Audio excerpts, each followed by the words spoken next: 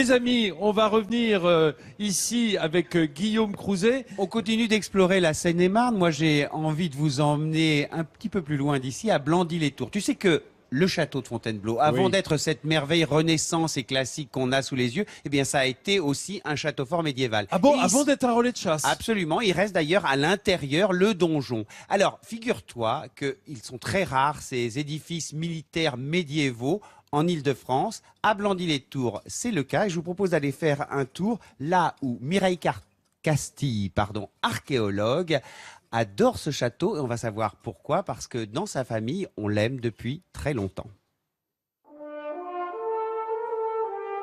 Le château fort de Blandy-les-Tours est l'un des derniers témoins de l'architecture militaire médiévale en Île-de-France. Dans ses murs, Mireille a des milliers de souvenirs qui remontent pour certains à sa plus tendre enfance. C'est une longue histoire, ça a commencé de bonne heure. C'était en quelque sorte le jardin public de Blandy-les-Tours. Il y avait des bancs, les personnes âgées venaient l'après-midi s'y mettre au soleil. Ça n'était pas du tout un joli château bien rangé comme aujourd'hui, mais un château très en ruine, avec des quantités de choses dangereuses, ce qui peut amuser les enfants, mais provoquer aussi des accidents. Le château est une véritable histoire de famille pour Mireille. 3 générations avant elle, son arrière-grand-père y était déjà guide. Elle a donc passé sa jeunesse à jouer dans ces ruines. Alors là c'était vraiment super. Imaginez un peu le décor de jeu que ça peut constituer. Bon, c'était pas aussi net ni aussi propre. Il y avait beaucoup de boue toujours par terre. Il y avait de l'eau qui coulait des voûtes parce que ça n'était pas protégé. Pour nous, c'était fabuleux. Ça ressemble vaguement à un souterrain, donc nous étions ravis. Et en plus, les grands-mères venaient pas souvent nous dénicher quand on était là. Construit entre le XIIIe et le XIVe siècle, l'édifice a traversé l'histoire. D'abord simple manoir fortifié, puis château fort de la guerre de Cent Ans, il devint une ferme au XVIIIe siècle. Dans les douves qui longent le château, des fouilles archéologiques ont été réalisées et c'est sous la direction de Mireille que de nombreuses traces du passé ont ressurgi.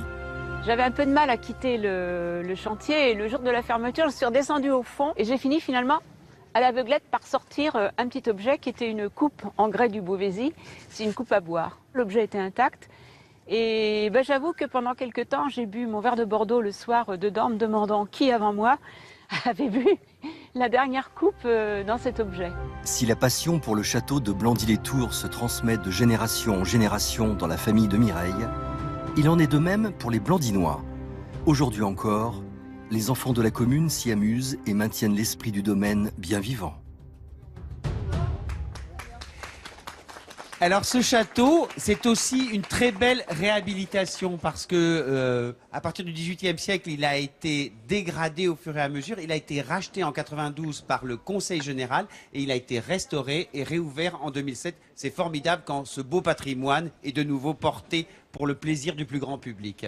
Surtout quand il y a une telle